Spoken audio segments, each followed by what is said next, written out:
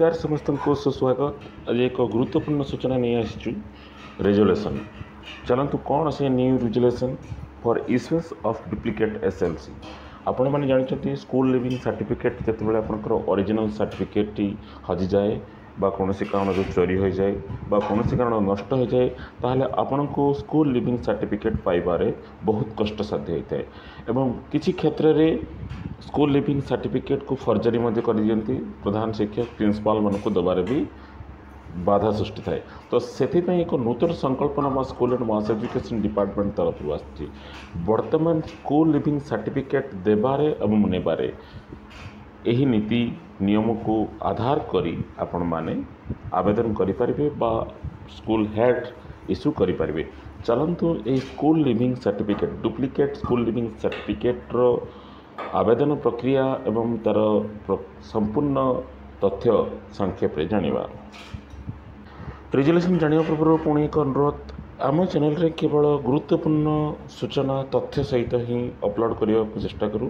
तेणु सूचनाटी भल लगे निश्चित हृदय लाइक करूँ शेयर भी करूँ और बर्तमान पर्यटन जब आम चैनल को सब्सक्राइब करना निश्चित सब्सक्राइब करूँ। यहीपरि आपण मानकर प्रेरणा आमपाई उत्साह जगै था। चलतु स्कूल एंड मास एजुकेशन तरफ बाहरी न्यू रेजोल्यूशन संपर्क में जानिबा। आपण माने जानिचंती On consideration of the difficulties faced some students in case of loss, damage their original SLC, draft have now been pleased to decide that the duplicate school living certificate may be issued in genuine cases.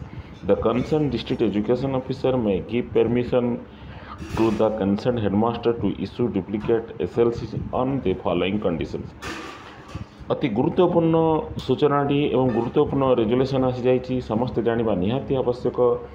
प्रत्येक विद्यालय head of institution जोटा headmaster principal मैंने जानिबा आवश्यक।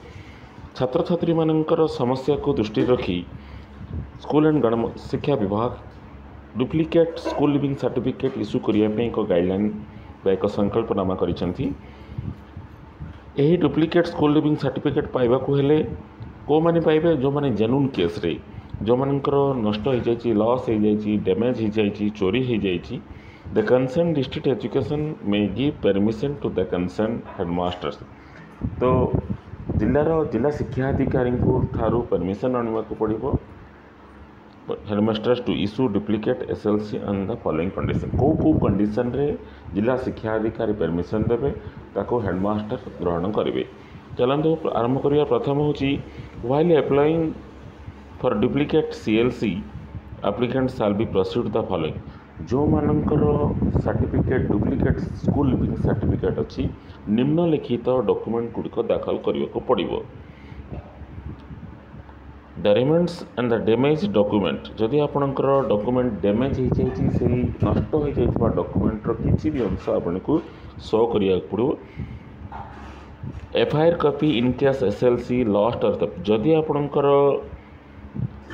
School leaving certificate original school leaving certificate हजि जाइए कि चोरी हो जाइए भावुंट ताहले आपण को एफआईआर कॉपी देखा पड़ो। तार अर्थ आपण सर्टिफिकेट हजू हजू चोरी होगा संगे संगे आपण निकटस्थ थाना एफआईआर दर्ज करेंगे तार एफआईआर कॉपी दाखल करेंगे। Then the torn document in case the original has been torn mutilated जदि आपंकर किसी चिरी जाइए आपंकर किसी बेले बेले देखिए आप लेमिनेशन कला समय भी मेल्ट हो जाए तो सही कॉपीर आपन को नमूना की आपन को रखि को पड़ो। The copy of certificate issued by the competent authority to the effect of damage of house of the applicant in case SLC damage by flood fire natural calamity.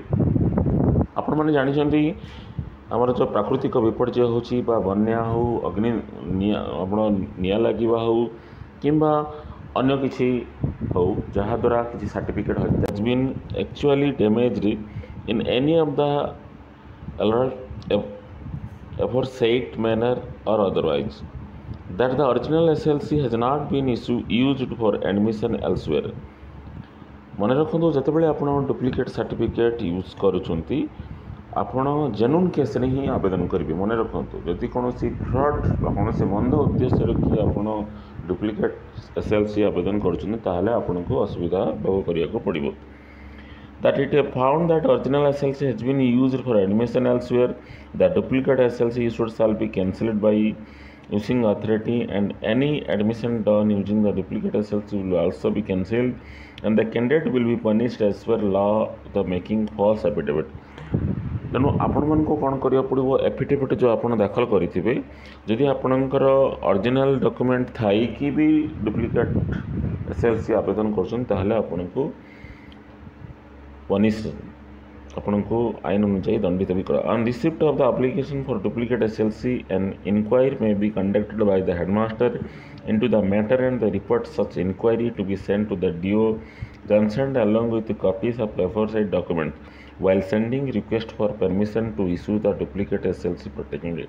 तो आपण माने कोठी आवेदन करेंगे जो विद्यालय आपड़ पास आउट कर जो विद्यालय आपणकर SLC दरकार से विद्यालय प्रधान शिक्षक निकट में आप दरखास्त दाखल करेंगे और दरखास्त दाखल करने सहित संपूर्ण विवरणी दाखल करेंगे तथ्य सहित जदि आपको चिरी जाइए चिरा डॉक्यूमेंट देवे जदि कौन हजि जाइए आपंकर FIR कॉपी दाखल करेंगे एवं हेडमास्टर मैंने प्राथमिक तदंत करेंगे और से तदंत रिपोर्ट एवं आवेदन कर आवेदनकारी दरखास्त को परमिशन DO निकट को प्रेरण करेंगे। DO को परमिशन आसला पर ही डुप्लिकेट स्कूल लिविंग सर्टिफिकेट प्रदान कर ये थिला गुरुत्वपूर्ण सूचना।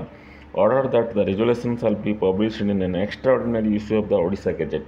तेणु मन रखु एथिरे हजि जाइथिबा बा कौन प्रधान शिक्षक मान मध्य बहुत द्वंद्व रोचे जो डुप्लिकेट SLC दाखल करते से मन भी भय रोला बर्तमान से भयर मुक्त होती छात्र छात्री द्वंद्व भी मुक्त हो एक प्रकार धरी ना। तेणु मन रखु यही मेसेजटी जो मानकर आवश्यक आसब निश्चित अन्य मानक शेयर करूँ कारण यह एक अति गुरुत्वपूर्ण सूचना। यहीपरि चिठी गुड़िक आपण मैंने निश्चित साइती रखु आपण काम न लगे अन्य मानक काम लगे।